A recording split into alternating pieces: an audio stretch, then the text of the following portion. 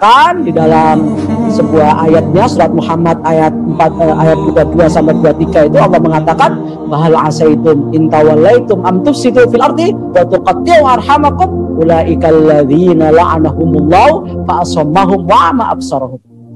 Ya.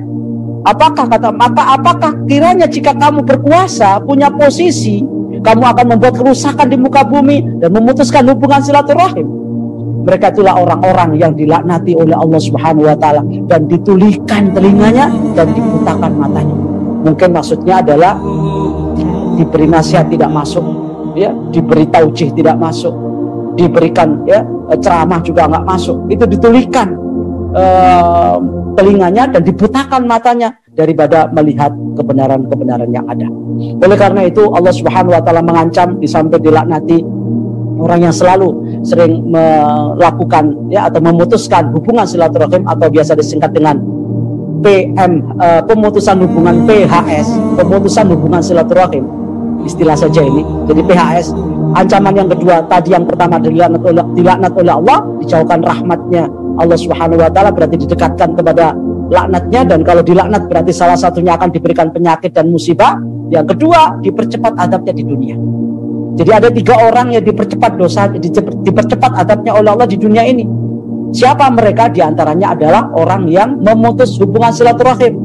Yang kata Rasulullah sallallahu alaihi wasallam, "Amin dambin ajdaru ayyu ajilallahu ta'ala li sahibi al-uquba bid dunya ma'a ma yutakhiruhu lahu fil akhirah min qati'atir rahim wal khiyana wal katib.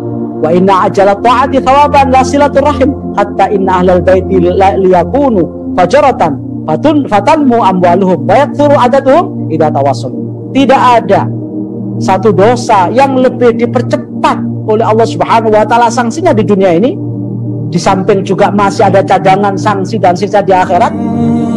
Apa yang dipercepat di dunia? Pertama adalah memutuskan hubungan silaturahim. Yang kedua adalah berkhianat, mendolimi diri dan orang lain, wal kadhib dan dusta. 3 dosa inilah yang dipercepat azabnya di dunia oleh Allah Subhanahu wa taala. Sementara yang dipercepat pahalanya oleh Allah Subhanahu wa taala adalah silaturahim. Bahkan kalau ada sebuah keluarga yang tidak soleh-soleh amat keluarga itu, tapi mereka sangat baik silaturahimnya, maka Allah Subhanahu wa taala akan berkahi hartanya dan akan berkahi keluarganya. Itu sebagaimana yang dikatakan oleh Rasul bahwa seandainya ada keluarga yang fajar, mereka adalah orang-orang jahat, tapi silaturahimnya baik, Allah berkahi. Apalagi kita orang soleh-soleh, sudah banyak silaturahimnya, maka Allah Subhanahu wa taala lebih banyak lagi memberkahi kita.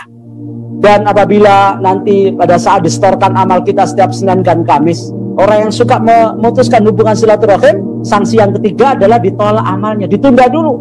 Kata Allah, jangan dilaporkan dulu sampai orang ini berdamai. Orang yang memutuskan silaturahim itu ditolak dulu hari Kamis dan Senin, yang sebagaimana dikatakan oleh Rasul, amal kita dilaporkan kepada Allah Senin dan Kamis. Pada saat itu Allah Subhanahu wa taala tolak sampai mereka berdamai. Dan yang terakhir, bahwa ancamannya kita akan menjadi orang yang bangkrut di akhirat. Karena semua amal kebaikan kita diambil orang yang pernah kita zalimi, yang pernah kita aniaya.